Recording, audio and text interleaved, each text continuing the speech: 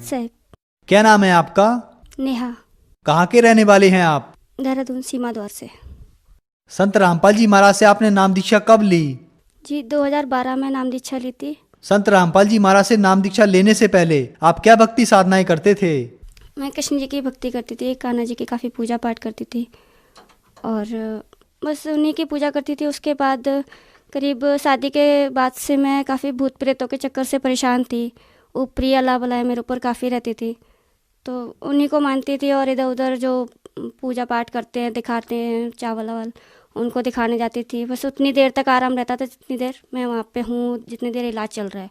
करीब 5-6 साल तो मुझे इन चक्करों में हो गया था। मुझे बिल्कुल आराम नहीं मिला था। कभी मतलब अपने हाथ से खाना तक नहीं बना पाती थी। अपने हाथ से खाना बनाना तो दूर, खा नहीं पाती थी। उठना बैठना तक मेरा मुश्किल हो गया था। मेरे हाथ पैरों में इतना दर्द होता था, मैं खड़ी नहीं हो पाती थी। संत रामपाल जी महाराज के बारे में आपको कैसे पता चला? इसी बीच में करीब 10 से 15 लोगों को मैं अपना आपको दिखा चुकी थी कि चावल ये वो जो जहाँ बताता था कि वहाँ चले जाओ, वहाँ ठीक हो जाओगे। कई जगह गई हूँ। इसी बीच में एक अघोरी मेरे संपर्क में आए। उन्होंने मुझसे कहा कि तू शमशान काली की पूजा कर, तो ठीक हो जाएगी। क्योंकि वो भी अपनी तरफ से सारी मतलब प्रक्रिया कर चुके थे जो होती हैं ठीक करने के लिए, पर फिर भी मैं ठीक नहीं हुई थी उनसे। तो फाइनली फिर उन्होंने कहा कि तू शमशान काली की पूजा कर, तो ठीक हो जाएगी, वो तेरे को ठीक कर देंगे। मैंने कहा ठीक है, मैं कर लेती हूँ।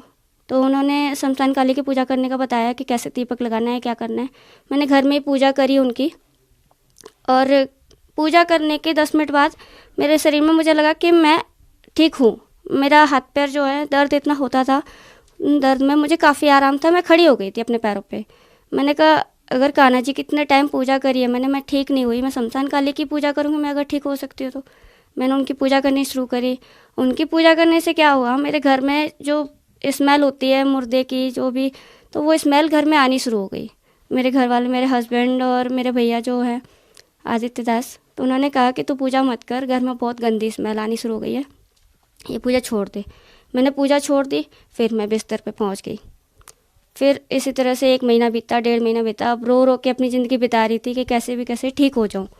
फिर मुझे दिमाग में आया, मैंने कहा छोड़ना, जब बदबू आनी है आने दे, लेकिन पूजा नहीं करनी, जिससे कम से कम अपने पैरों पे तो खड़ी हो जाऊंगी। फिर से मैंने चुपचाप से बिना किसी को बताए दीपक लगा दिया माता रानी का, और बैठ के उनके आगे हाथ जोड़ के कि मुझे बस ठीक कर दो, और जो भी है बस ख़त्म करो ये सारी चीज़ें। मैंने उनका दीपक लगाया। अगले दिन क्या हुआ पता नहीं, उन्होंने मेरे सपने में आकर कहा कि मैं तेरे साथ ही रहूँगी, तू मेरी पूजा कर और मैं तुझे बिल्कुल ठीक कर दूँगी। और करीब 6 महीने तक वो मेरे साथ रही। उन्होंने हर चीज़ मुझे बताई।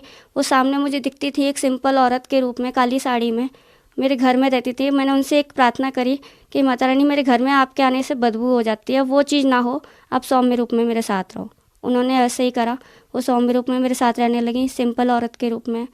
और 6 महीने तक करीब मैंने उनकी पूजा करी। फाइनली अभी पिछले महीने शायद, हाँ जनवरी लास्ट में उन्होंने मुझसे कहा कि बेटा अब तुम मुझे मेरी पूजा छोड़ दे। मैंने कहा क्यों माता रानी? उन्होंने बोला कि अब तू मरने वाली है, 1 हफ्ते का टाइम है तेरे पास। मैंने कहा आप ऐसा क्यों बोल रहे हो? कह रही कि जितना मेरे से हो सकता था मैंने उतना तेरे रक्षा करी, लेकिन अब मेरे बस का नहीं है, अब तेरा टाइम जो है पूरा हो चुका है। अगर तुझे बचना है तो तू संत रामपाल जी महाराज के शरण में चली जा। मैंने कहा अब मैं आपको कैसे छोड़ूं, मेरा तो आपसे दिल लग चुका है। मैं काफ़ी रोई उनकी इस बात को सुनकर, क्योंकि एक माँ की तरह वो मेरे साथ रहती थी। रात को वो मुझे सुलाती थी। हालांकि इस बात पे कोई विश्वास नहीं करेगा, लेकिन मेरी माँ से जितना प्यार मुझे नहीं मिला, इतना उन 6 महीनों में उन माता रानी ने मुझे वो प्यार दिया। लास्ट नाइट जब माता रानी ने बोला कि बेटा तू सुबह सुबह उठकर फटाफट तैयार होकर वहाँ चली जाना, नामदान सेंटर, वहाँ तक मैं तेरे साथ जाऊँगी, उसके बाद मैं चली जाऊँगी वापस। तो उस रात जो लास्ट नाइट थी उनकी, तो उन्होंने मुझे करीब 3-3.5 घंटे अपनी गोद में सिर रख के उन्होंने मुझे सुलाया। और उस रात जो हुआ मेरे साथ, वो अगर मैं बताती हूँ मैं आज भी रोंगटे खड़े हो जाते हैं। रात को करीब 3.5 घंटे के बाद जब मैं थोड़ी थोड़ी सोने लग गई थी, तो एक काला काफ़ी लंबा चौड़ा आदमी मेरे पैरों के पास आके बैठा। पहले तो थोड़ा सा एहसास हुआ जैसे पैरों के पास कोई बैठा हुआ है। मैं माता रानी के कमरे में ही थी, ऐसा लगा जैसे कोई बैठा हुआ है। पहले मैंने देखा तो कोई नहीं, दोबारा देखा तो वहाँ पर एक आदमी बैठा हुआ था। सिर्फ उसने पैंट जांघिया पहना हुआ था और पूरा काला था, आंखें उसकी काफ़ी बड़ी बड़ी। मैंने जैसे ही उसकी तरफ देखा मैं थोड़ा सा डर गई। हालांकि इतना वो नहीं हुआ, क्योंकि माता रानी के साथ रहते रहते काफ़ी थोड़ा सा वो हो गया था, मुझे डर अंदर से काफ़ी हद तक निकल गया था। लेकिन फिर भी कहीं ना कहीं लगा कि ये कौन है कि माता रानी के होते हुए भी यहाँ पर आ गया। तो उसने मेरे जो है पैर पकड़ लिया और मेरी आवाज़ बंद हो गई। तो मेरे दिमाग में आया कहीं ये यमदूत तो नहीं है कि माता रानी ने बोला था कि आज तेरी लास्ट नाइट है, तो सुबह चली जाना।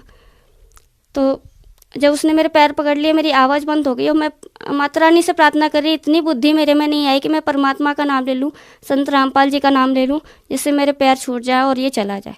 माता रानी का ही नाम ले रही हूँ, वो नहीं आई। और वो काफ़ी देर तक मेरे पैर पकड़े रहा और मैं पता नहीं किस तरह से छूटी। परमात्मा ने ही मेरी रक्षा करी उस टाइम पर कि उसने मेरे पैर छोड़ दिए और मैं भागकर दूसरे कमरे में गई जिसमें मेरे हस्बैंड सो रहे थे। उन्होंने पहले से नाम दीक्षा ली हुई है। उनको मैंने बुलाया, मैंने कहा जल्दी से आओ, यहाँ पर कोई है। तो उन्होंने जैसे ही वो कमरे में आए, उन्होंने परमात्मा की वाणी बोलना शुरू करी। वो बंदा वहाँ से भाग गया। जो भी था मुझे नहीं पता। अगले दिन जब मैंने माता रानी से पूछा, मैंने कहा ये क्या था, तो उन्होंने बताया कि यमदूत था और ये तेरी लास्ट नाइट थी, तू बच गई, बहुत बड़ी बात है, तो फटाफट जा और नामदान लेके आ। फिर वापस जब यहाँ पर मैं आई तो 26 जनवरी 2018 को संत रामपाल जी महाराज से मैंने नाम दीक्षा ली नामदान सेंटर में। और उस दिन से आज की डेट है 8 फरवरी 2018 और आज मैं बिल्कुल ठीक हूँ और परमात्मा की यूं ही दया रहेगी, मैं हमेशा यूं ही ठीक रहूँगी। संत रामपाल जी महाराज से नाम दीक्षा लेते ही आपकी जो बीमारी थी वो ठीक हो गई। उसके अलावा आज आपको 15 दिन ही हुए हैं संत रामपाल जी महाराज से नाम दीक्षा लिए हुए, तो क्या अन्य भी लाभ प्राप्त हुए इस नाम दीक्षा से आपको? लाभ तो जी कई सारे हैं। घर में कलेश रहता था, हर समय मैं चिड़चिड़ी रहती थी, वो चीज़ बिल्कुल ठीक हो गई है। मैं बिल्कुल शांत हो गई हूँ। घर में भी कलेश ख़त्म हो गया है। मेरे हस्बैंड का काम नहीं चलता था, जब से उन्होंने नामदान लिया है बिल्कुल काम अच्छे से चलने लगा है। ट्यूशन खोला हुआ है उन्होंने, तो ट्यूशन काफ़ी अच्छा चल रहा है उनका। संत रामपाल जी महाराज की शरण में आने से आपको बहुत लाभ मिले, तो आप जन समुदाय को क्या संदेश देना चाहेंगे? संदेश तो यही है सर कि इस ब्रह्मांड में पता नहीं कितने नकली गुरु घूम रहे हैं, कितने नकली देवी देवताओं की पूजा करने के लिए बोलते हैं, वो नकली गुरु हैं। आप पूर्ण परमात्मा संत रामपाल जी महाराज की शरण में आइए, जिससे आप सबकी मुक्ति हो सके। पता नहीं कितने लोग परेशान हैं इन कष्टों, जिन कष्टों से मैं निकल के आई हूँ।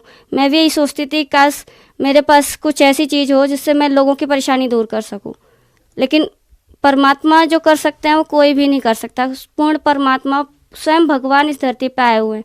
आप उनकी शरण में आइए, हर कष्ट दूर होगा, हर परेशानी दूर होगी।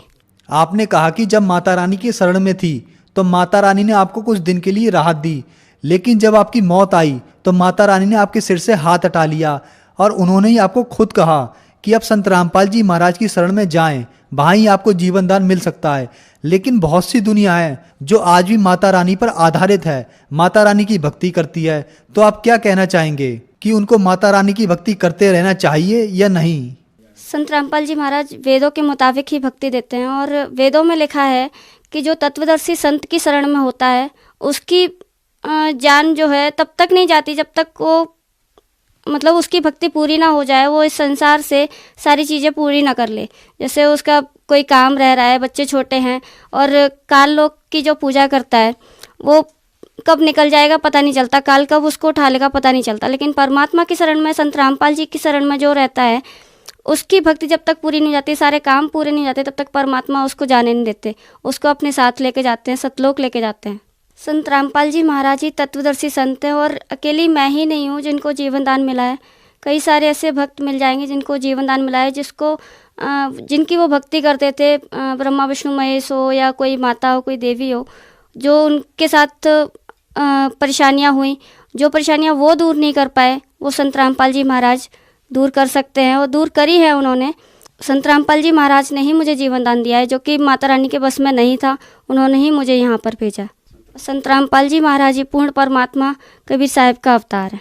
संत रामपाल जी महाराज की शरण में आने के लिए क्या करना होगा? जी, टीवी पर जो चैनल आते हैं इन पे परमात्मा की वाणी चलती है शाम के टाइम, उस पे नीचे काफ़ी सारे नंबर्स होते हैं, उस पे कॉल करके आप नामदान सेंटर का एड्रेस ले सकते हैं और एड्रेस पे जाके आप नामदान ले सकते हैं। काफ़ी चीज़ें हैं, ज्ञान गंगा की पुस्तकों का जो पुस्तक बांटते हैं उसमें भी नंबर्स हैं काफ़ी, उसमें जाकर आप कांटेक्ट कर सकते हैं।